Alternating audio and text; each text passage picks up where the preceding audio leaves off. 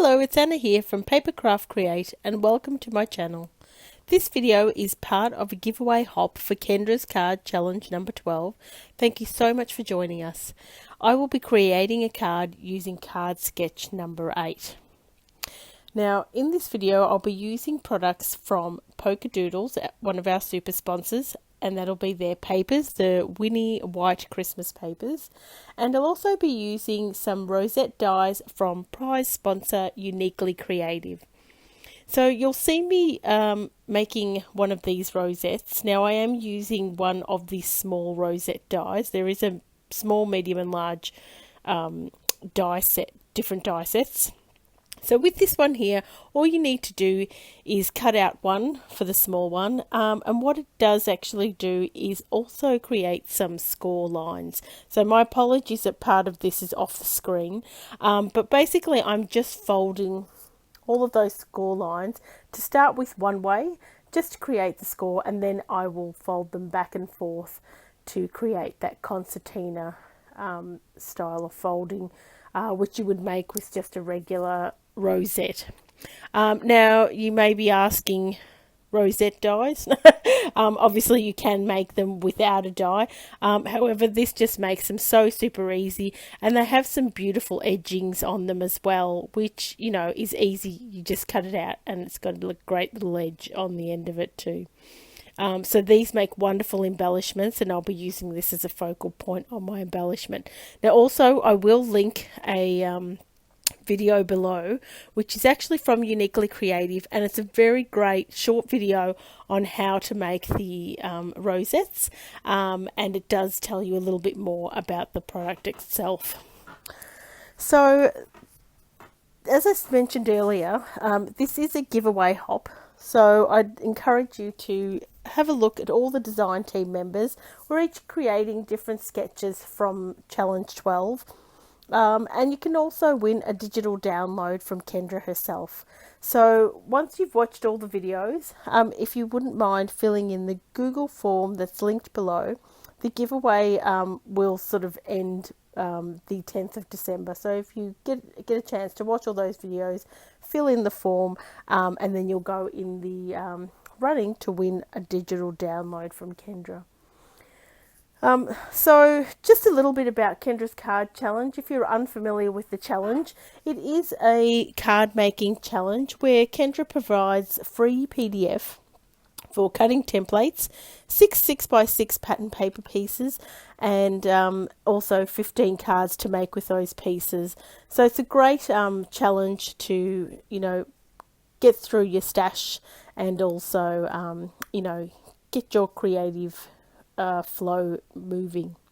Now just with this card I have actually used more pattern paper than the actual card sketch requires. So in this card sketch it is only just the two circles that are the pattern paper. This paper was just so delightful that I just had to use more of it, so I have in fact used it as a mat and then another mat on top of that.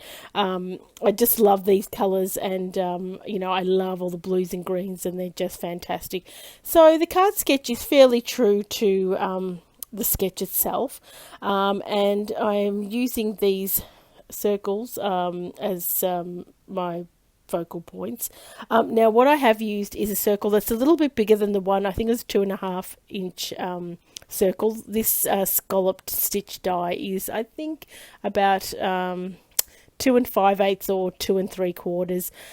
So I've used those two there, and then I'm using my rosette that I made as the focal point at the bottom of the 3 circles, and I've just mounted that on a little doily. So what I did is I've had a real good look through my scrap stash and found all my bits and pieces that sort of went together with these colors, and you know, turning them into some, you know, beautiful elements for the card. So this card also calls for a strip that is sort of runs through the middle.